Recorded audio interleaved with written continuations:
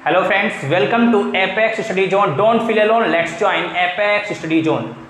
आज के इस वीडियो में हम सीखने वाले हैं दो रेशनल नंबर्स के बीच में रेशनल नंबर्स फाइंड करना।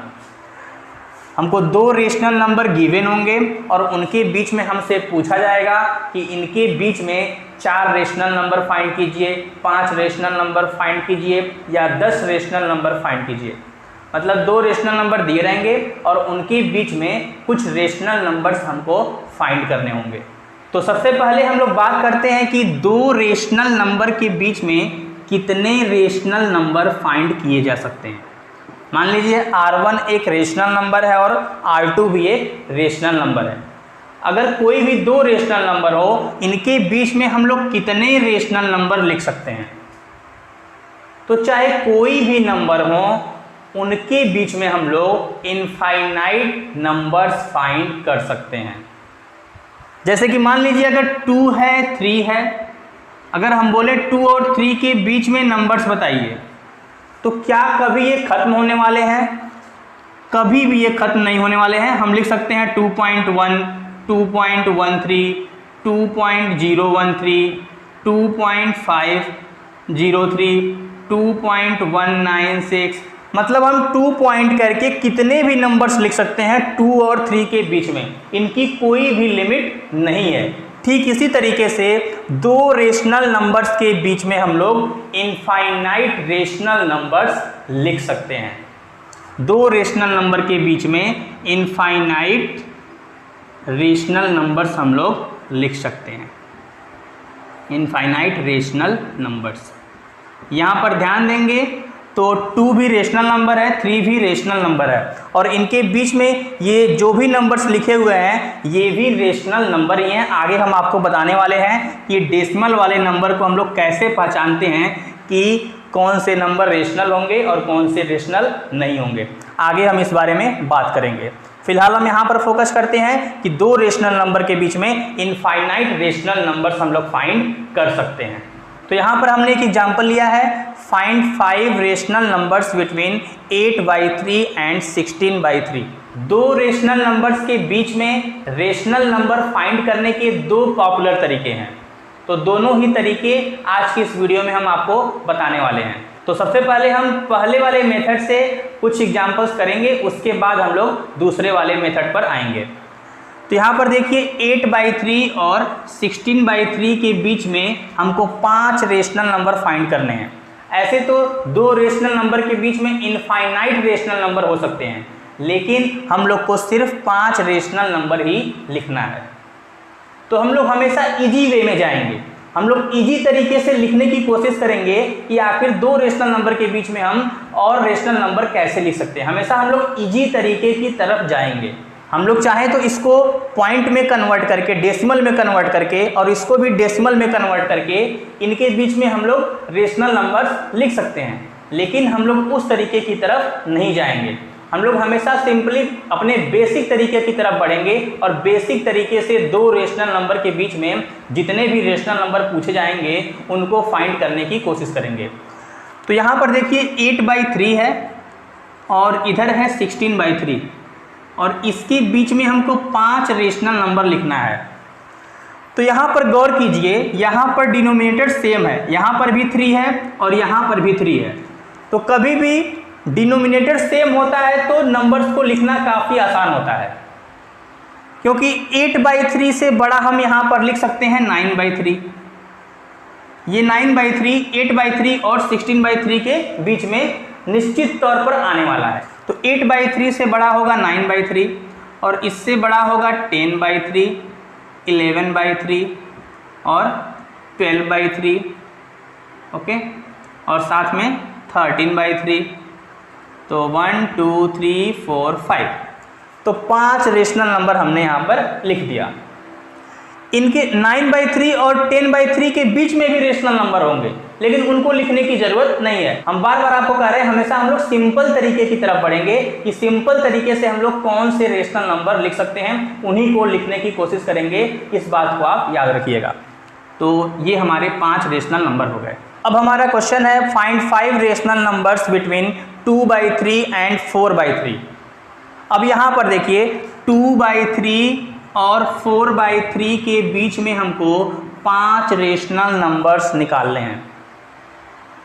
तो यहाँ पर अगर हम लोग सिंपल तरीके से लिखने की कोशिश करें तो 2/3 से बड़ा हम लोग 3/3 आसानी से लिख सकते हैं, लेकिन 3/3 के बाद अगला 4/3 आ गया, तो आसानी से इसके बीच में हमको 5 रेशनल नंबर तो नहीं मिल रहे हैं। लेकिन ऐसा तो है नहीं कि इन 2 रेशनल नंबर के बीच में केवल एक ही रेशनल नंबर होगा, इनके बीच में इनफाइनाइट रेशनल नंबर हम लोग लिख सकते हैं। लेकिन सिंपल तरीके से कौन से रेशनल नंबर्स लिख सकते हैं उनकी तरफ हम लोग सोचेंगे। तो अब देखिए, कभी भी इस तरह का प्रॉब्लम क्रिएट हो जाए कि आसानी से आपको जितने रेशनल नंबर पूछे जाएं अगर वो ना मिलें तो क्या करेंगे। तो यहाँ पर देखिए, हमसे पूछा गया है 5 रेशनल नंबर। तो कभी भी जितने भी रेशनल नंबर्स पूछे जाएं उससे आप एक नंबर बढ़ाकर इसके न्यूमरेटर और डिनोमिनेटर में मल्टीप्लाई कर दीजिए, तो इसका रेंज बढ़ जाएगा। उसके बाद हम लोग इसके बीच में रेशनल नंबर्स लिख सकते हैं। शायद आपको नहीं समझ में आया होगा, लेकिन आगे वीडियो में बने रहिए, आप समझ जाएंगे कि हम क्या कर रहे हैं। हमको 5 रेशनल नंबर्स इन दोनों के बीच में निकालने हैं। तो हम लोग क्या करेंगे, इन दोनों ही रेशनल नंबर्स में न्यूमरेटर और डिनोमिनेटर में 6 से मल्टीप्लाई कर देंगे, एक बढ़ाकर मल्टीप्लाई कर देंगे। हम एक बढ़ाने क्यों बोल रहे हैं आगे हम आपको बताने वाले हैं। सबसे पहले हम 2/3 को चेंज करते हैं, 2/3 मल्टीप्लाइड बाई 6 और यहाँ भी मल्टीप्लाइड बाई 6। हम ऐसा क्यों कर रहे हैं, ध्यान दीजिएगा। यहाँ पर 6 है, यहाँ पर भी 6 है, तो इसके वैल्यू में कोई भी चेंज नहीं आने वाला है। अगर हम 6 से 6 यहाँ पर कैंसिल कर दें तो अभी भी ये 2/3 ही है, बस इसको लिखने का तरीका बदल गया, लेकिन नंबर वही सेम है। तो हम लोग क्या कर रहे हैं, 6 से न्यूमरेटर और डिनोमिनेटर में मल्टीप्लाई कर रहे हैं। सेम यहाँ पर भी वही काम कर दीजिए, यहाँ भी 6 का मल्टीप्लाई और यहाँ भी 6 का मल्टीप्लाई। अब देखिए, इस रेशनल नंबर को हम लोग किस तरीके से और लिख सकते हैं, इसको मल्टीप्लाई कीजिए। 2 6 12, यहाँ पर 3 और 6 का मल्टीप्लाई होगा 18, और यहाँ पर आ जाएगा 4 6 24 और यहाँ पर आ जाएगा 3 6 18। अब यहाँ पर ध्यान दीजिए कि यहाँ पर भी 18 है, यहाँ पर भी 18 है, यहाँ पर 12 है और यहाँ पर 24 है। 12 और 24 के बीच में बहुत सारे नंबर्स आप यहाँ पर आसानी से लिख सकेंगे। अब देखिए, ये रेंज बढ़ चुका है। अब 12 के बाद आप यहाँ पर 13/18 लिख सकते हैं, 14/18 लिख सकते हैं, 15/18 लिख सकते हैं, 16/18 लिख सकते हैं, 17/18 लिख सकते हैं, 19/18 लिख सकते हैं। लेकिन हमको केवल 5 रेशनल नंबर ही लिखना था, तो 1 2 3 4 5 कोई भी 5 हम इसके बीच में आसानी से लिख देंगे। तो ये तरीका होता है आसानी से 2 रेशनल नंबर्स के बीच में और रेशनल नंबर्स लिखने का। अब हम आपको बताते हैं कि यहाँ पर हमने 6 से मल्टीप्लाई क्यों किया था। क्या हमेशा 6 से ही मल्टीप्लाई करना है या कोई इसके पीछे रूल है? ये कोई भी रूल नहीं है कि आपको 6 से ही मल्टीप्लाई करना है, ये कोई भी रूल नहीं है।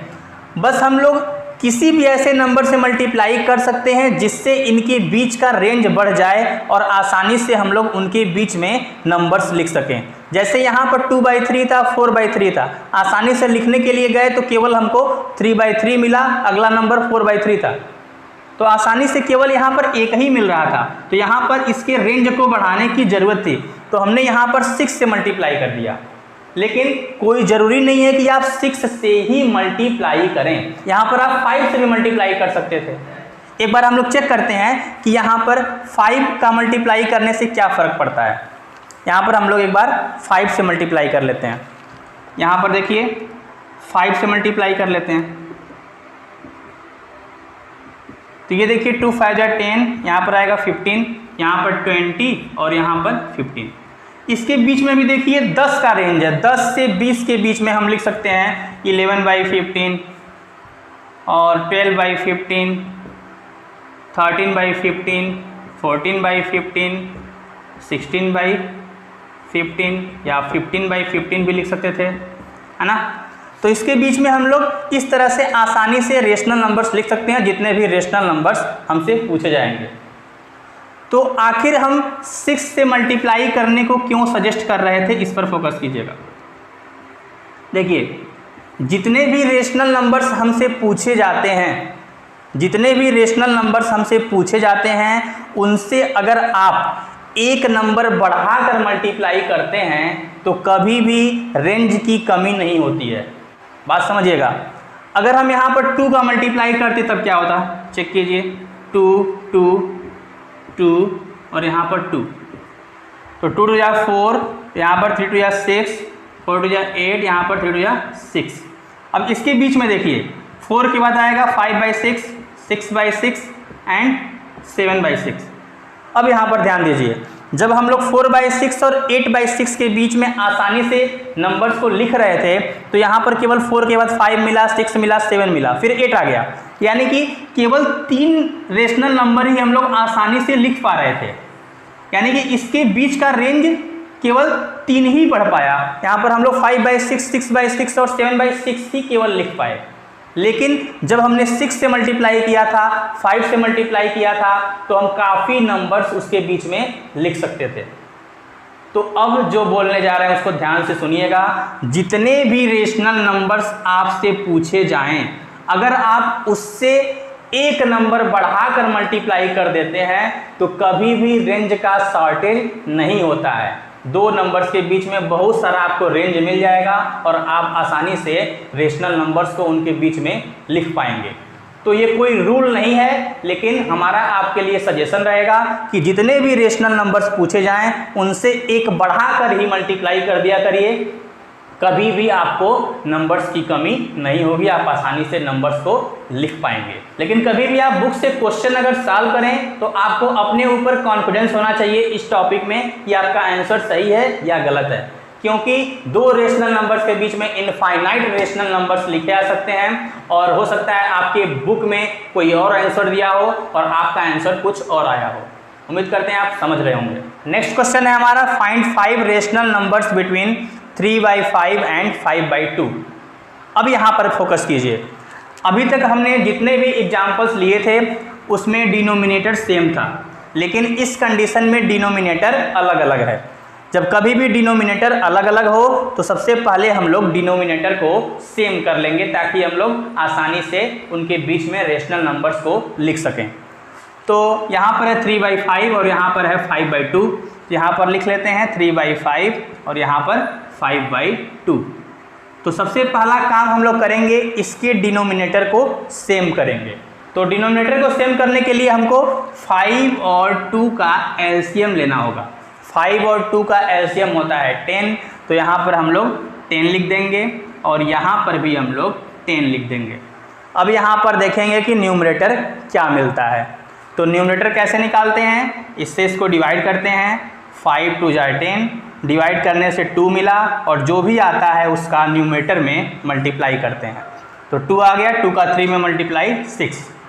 ऐसे ही यहाँ पर 2 से 10 को डिवाइड करेंगे तो आएगा 5 और 5 का मल्टीप्लाई 5 में होगा तो आ जाएगा 25। अब यहाँ पर देखिए काफ़ी आसान हो गया क्वेश्चन। यहाँ पर है 10, यहाँ पर भी है 10 और यहाँ पर 6, यहाँ पर 25। 6 और 25 के बीच में बहुत सारा गैप है और हम लोग 5 रेशनल नंबर आसानी से लिख सकते हैं। तो आगे हमको और मल्टीप्लाई करने की बिल्कुल भी ज़रूरत नहीं है। न्यूमरेटर और डिनोमिनेटर में तभी हम लोग मल्टीप्लाई करके इसको चेंज करेंगे जब इसके बीच में हमको रेंज नहीं मिलेगा आसानी से। तो इसके बीच में हम लोग लिख सकते हैं 7/10, 8/10, 9/10, 11/10, 12/10, 13/10, ऐसे ही 25 तक हम लोग आसानी से नंबर्स को लिख सकते हैं। जितने भी नंबर्स की ज़रूरत हो उतना आप इसके बीच में लिख सकते हैं। उम्मीद करते हैं आपको समझ में आ गया होगा। तो कभी भी डिनोमिनेटर अगर सेम ना हो तो सबसे पहले हम लोग डिनोमिनेटर को सेम करेंगे, उसके बाद इनके बीच में रेशनल नंबर्स फाइंड करने की कोशिश करेंगे। अगला क्वेश्चन है हमारा, find 5 rational numbers between -5/6 and -2/3। यहाँ पर भी देखिए, यहाँ पर भी डिनोमिनेटर सेम नहीं है। यहाँ पर 6 है और यहाँ पर 3 है। तो सबसे पहले हम लोग डिनोमिनेटर को सेम करेंगे। -5/6 एंड -2/3। आपको मालूम होना चाहिए कि 6 और 3 का एलसीएम हम लोग कैसे निकालते हैं। 2 से डिवाइड करेंगे, यहाँ पर 3 आएगा, 3 डिवाइड नहीं होगा, फिर 3 से डिवाइड करेंगे 1। तो 2 और 3 का मल्टीप्लाई करने से आता है 6, यानी कि एलसीएम होगा 6 और 3 का 6। तो एलसीएम 6 है, तो यहाँ पर कोई चेंज नहीं आने वाला है। यहाँ पर 6 पहले से है और यहाँ पर आ जाएगा 6। तो 6 पहले से है तो -5 ही आने वाला है। अगर यहाँ पर डिनोमिनेटर चेंज नहीं हुआ तो न्यूमरेटर में कोई भी चेंज नहीं आएगा। यहाँ पर पहले 3 था, अब 6 हो गया है, तो डिवाइड करेंगे, 3 2 जा 6, डिवाइड करने से आ गया 2 और 2 का मल्टीप्लाई करेंगे -2 में तो -4। अब हमको -5/6 और -4/6 के बीच में 5 रेशनल नंबर लिखने हैं। अब यहाँ पर ध्यान दीजिए कि -5 से बड़े की तरफ हम लोग अगर इजी तरीके से बढ़ने की कोशिश करें तो -5 से बड़ा होता है -4। इनके बीच में और भी बहुत सारे रेशनल नंबर्स पॉसिबल हैं, लेकिन आसानी से अगर हम लोग लिखने की कोशिश करें, जैसे अभी तक हम लोग लिख रहे थे, तो -5 के जस्ट बाद -4 आ जाता है, यानी कि इसके बीच में आसानी से कोई भी रेशनल नंबर नहीं मिल रहा है। तो अभी हमने आपको बताया था कि कभी भी अगर बीच में आसानी से रेशनल नंबर्स ना मिलें तब हम लोग क्या करते हैं, न्यूमरेटर और डिनोमिनेटर में सेम नंबर से मल्टीप्लाई करके इसके रेंज को बढ़ाने की कोशिश करते हैं। तो सबसे इजी तरीका क्या होगा कि अगर आपसे 5 रेशनल नंबर्स पूछा गया है तो आप 6 से मल्टीप्लाई कर दीजिए न्यूमरेटर और डिनोमिनेटर में, इसका रेंज बढ़ जाएगा और आपको रेशनल नंबर्स की कमी नहीं होगी। तो सबसे पहले हम लोग क्या करेंगे, अब हम लोग न्यूमरेटर और डिनोमिनेटर में 6 से मल्टीप्लाई करके इसके रेंज को बढ़ा देंगे। तो -5/6 है, तो यहाँ पर 6 का मल्टीप्लाई और यहाँ पर भी 6 का मल्टीप्लाई,